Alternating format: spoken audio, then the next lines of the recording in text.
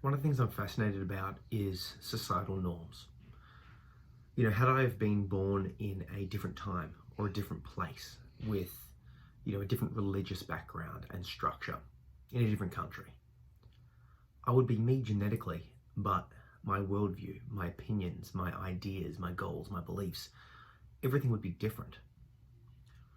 And, the further away from my life now, either by space or by time, or both, the more alien that person would become.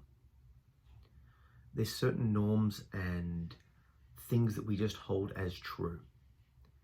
And, what I hold true as a norm will be different to you, because obviously we all come from slightly different backgrounds. But, the fact that you're listening to this in English and with the technology you've got in today's society and all of that sort of stuff suggests that we probably feel the same way.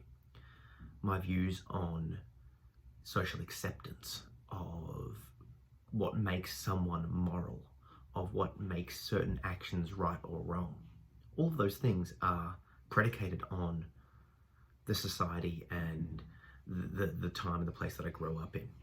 If you put me in the Roman times, or as a baby in the Mongol army back in the day, or just about anything, a caveman, right? We're all the same genetic creature. So we can easily be shaped by our environment to suit. And it sort of makes sense. Like having a young son, it's really interesting to see him sort of looking at and learning what's right and what's wrong. His way of interpreting the world comes through modeling what I'm doing, modeling what his mum's doing, modeling what he sees people around him doing. I read a lot of books. I exercise a lot.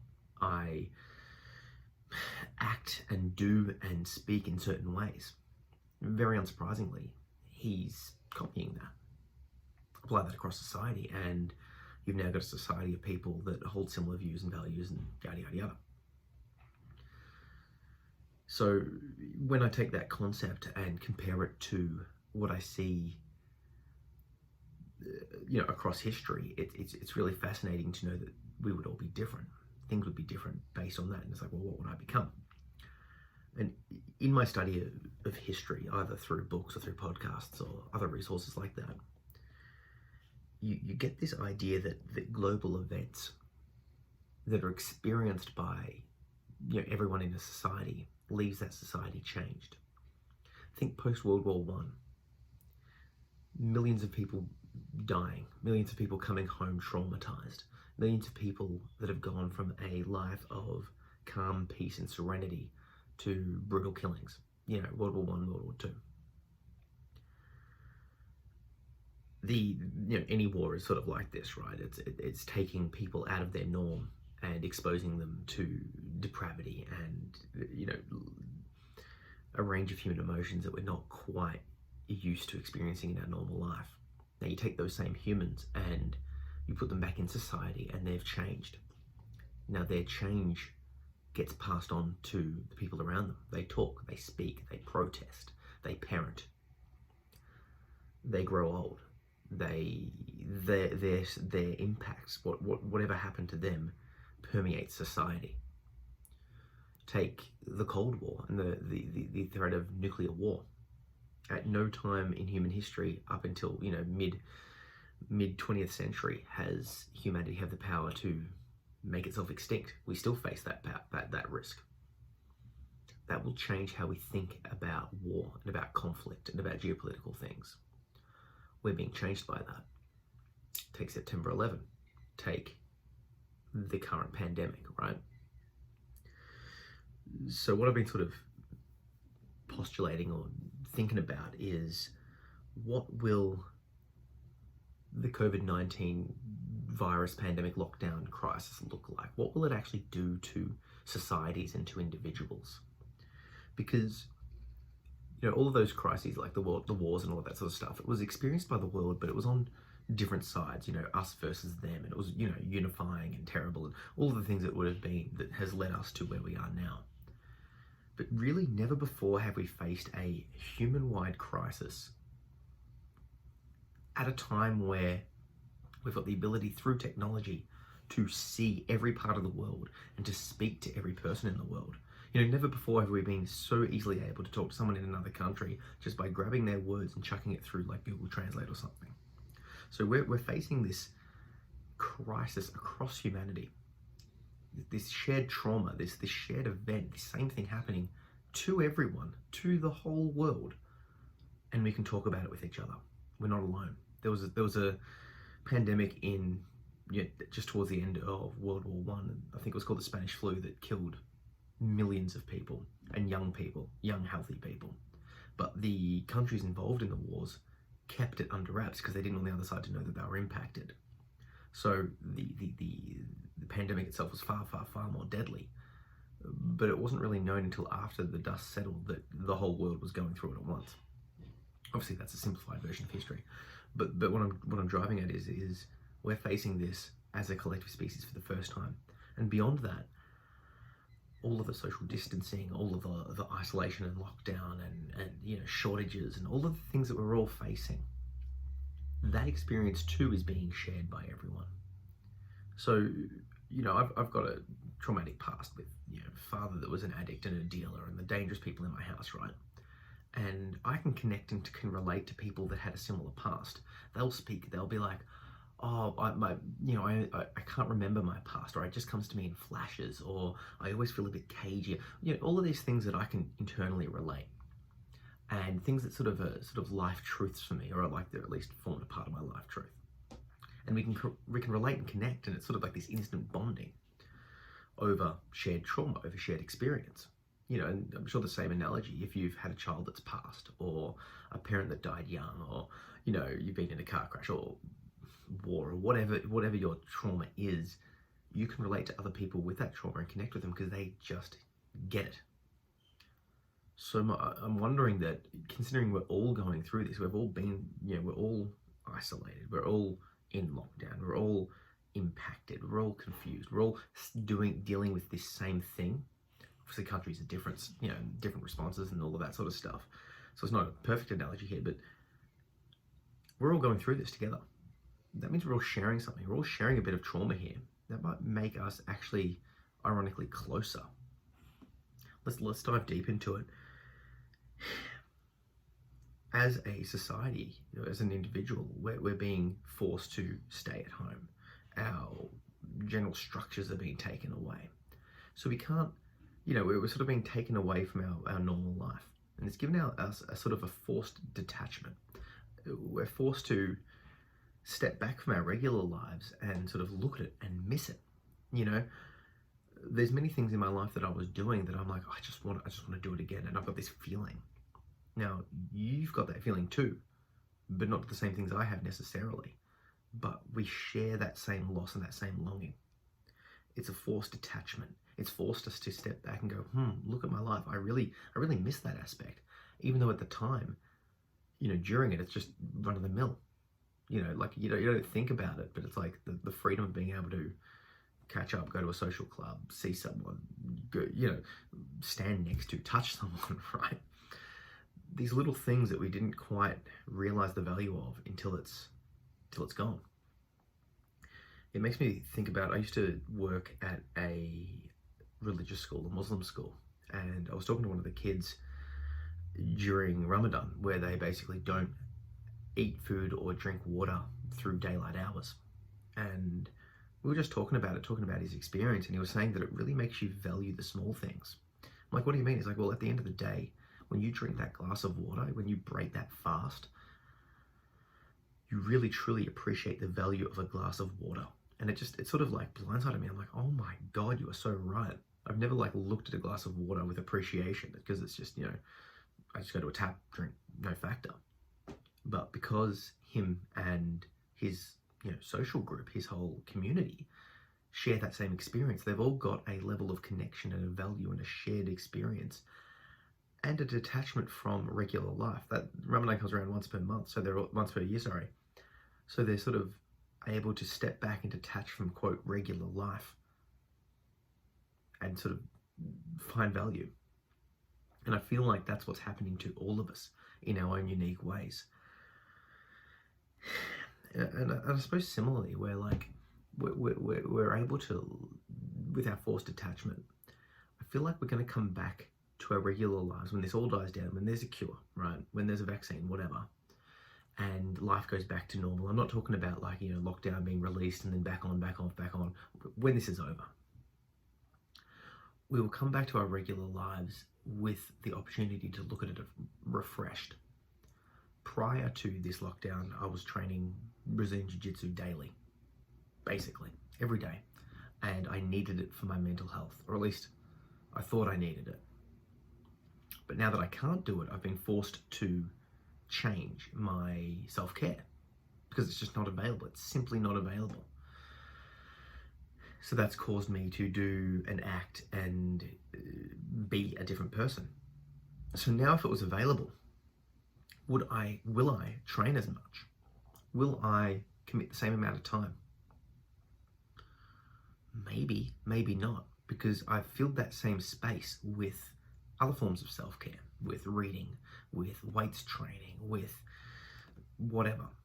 But the point is that this forced break has allowed me to look at my training and see what I like about it and what I don't like about it, see what I value and what I get from it, and what I'm getting from, or I could get from other aspects. Now, don't get me wrong, I'm still going to train, but it might mean that I train less often, but with more vigor, because I'll be doing other things in my life, because I've got more and different and varied interests now, because I've been forced to have it.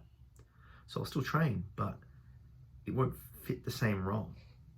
Now, if I apply that same logic that I'm going to come back to it and my behavior will be different post this global event, and apply that to everyone, if everyone is the same here, in the sense of it's a shifting of values and beliefs and ideals and actions, the world's going to be completely different after this.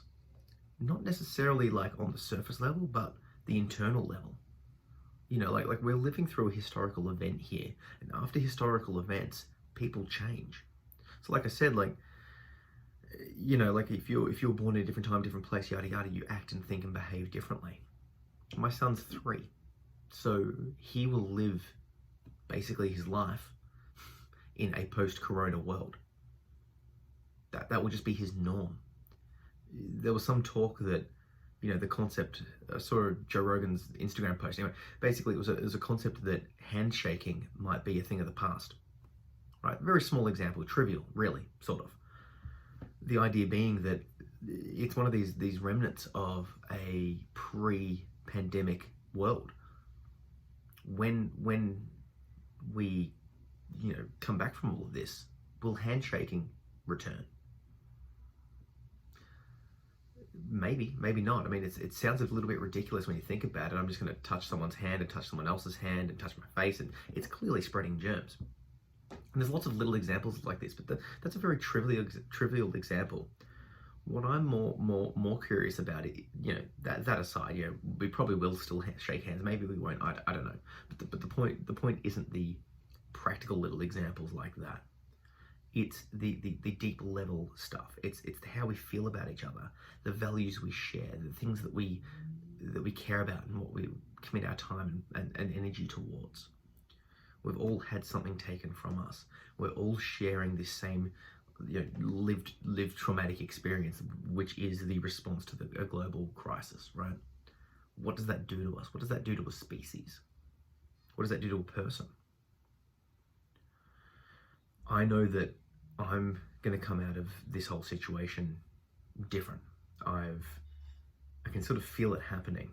I can feel myself settling down, and I'm sort of, about a year ago, I was sort of like looking at back to the martial arts example, I was looking at my training and going, I'd love to have some time off. But I know myself, and I know that training and anything you do comes in peaks and troughs and plateaus, and you just sort of push through it. So I did, and I would. But I wanted to be able to step back and sort of reevaluate and look at my life. It's part of that push for detachment. And now that this has come along, it's sort of, it's not, a blessing's not the right word. It's sort of like a silver lining on a dark cloud. I can't train. I'd love to be training. But now I can look at my life. What is my life without this major component in it? Who am I when I take that part of me away? Okay. Maybe these other little bits of me that I was sort of squashing due to time and focus and values, judgments, and all this stuff, maybe that can flourish. Another example, I have a feeling that the number and hours and time spent watching, videos or listening to podcasts or, consuming art, for a lack of a better expression, is going to rise because everyone's at home, right? Would that mean that as a society we start to value artistic creation, self-exploration, all of that sort of stuff more? Maybe, right? I feel like some parts of society are going to come out of this worse because they struggle to be alone with their own thoughts, with nothing to distract them every day, right? People that work 5-6 days a week are now at home unemployed. What does that do to their mental state? What does that do to their mind? Once this is all over and they're back on, they've now had an extended period of time where they've not been able to do the thing that was distracting them from the stress and the processes and the past trauma and all of the stuff going through their mind. That will form a massive group of society, and that will also shape society. People will turn to drugs to inebriate themselves. Kids and partners of abusive people are now stuck with their abusers. That's going to change society. Those people are going to come out of that battered and broken. Organizations, corporations that have been forced to adapt and roll with the punches if they wanted to keep operating, and now getting people to work from home, right? So that's going to stay, because I can imagine a massive group of people being like, yeah, well, I was doing my job just as well, even if not better, from home. Why do I need to come in again, right? The idea potentially of working remotely, working in solo pods for certain jobs, obviously, that will be a societal change.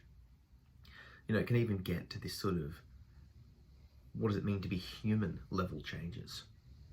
When you step back enough and detach enough and have enough things taken away from the normal things, you start to question, what does it mean to even exist? What does it mean to be human?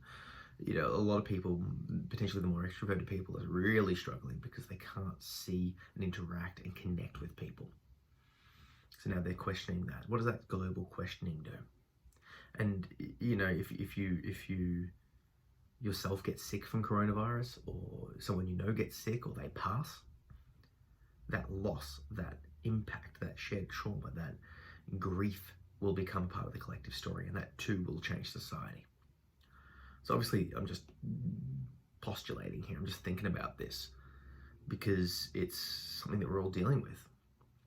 Just yesterday, it's Orthodox Easter. And I went and visited my grandma, bought her some food and checked up on her, right? She's 88. And I put the mask on, put the gloves on, make sure I was fully sanitized, social distancing, the whole deal. It was the first time that I have seen her since this all began. And I can't get the look of just fear out of her eye, out of my, fear in her eyes, out of my mind. She was looking at me terrified because she knows that, and she's been told watching the news, all this sort of stuff, that for someone in her situation, her age, it's a death sentence. And just noting the dispositional change in her mind, in her mental state, in her living standards. She was very, for an old lady, she's very social, always having people over, going to a club, yada yada. That's all gone now. And for her safety, it has to stay gone, at least until this is dealt with. What does that do? Now, obviously, she's impacted by it. I'm impacted by her impact. Like, there's this whole thing. So it's interesting. It's confronting. It's definitely something, right? I don't know where this will lead. I don't know the overall thing. I can't. It's like a sort of like a weird chance for humanity as a whole to step back and to connect over something. There's a lot of push from certain leaders and certain people in the sort of online community, putting the blame, pushing blame, all of that sort of stuff, us and their mentality.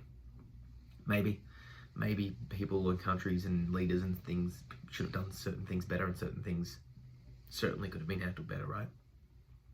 But ultimately, for the people, the people on the ground, the ones living it, we're all sharing the same experience. We're all rolling with his punches. We're all going with things. We're all experiencing some new stuff. And that connects us. I can't help but feel that that connection, even though it's over something traumatic, even though it's over something imposing, would be potentially positive. I don't know I listen to and read a lot of books, but I sort of keep the gist rather than the general facts and the who's and what's.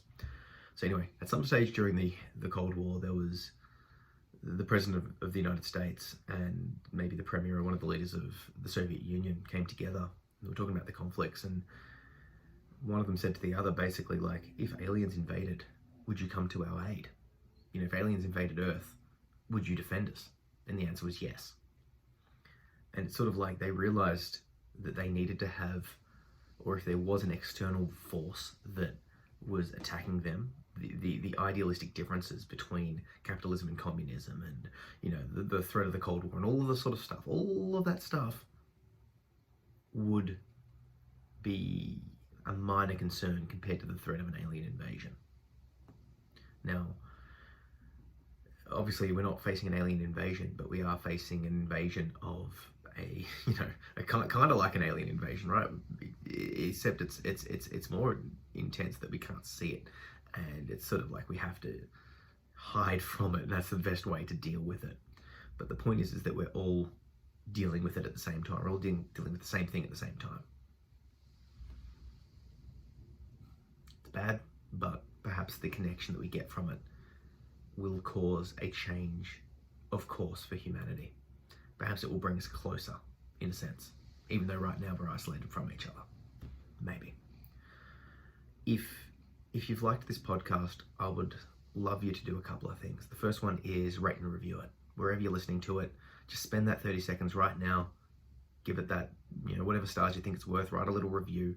Let me know what you think, because it helps me to improve and keep going, and lets me know that you're out there and listening. So just chuck a quick review up wherever you're listening to it. If you're watching it on YouTube, click that like button.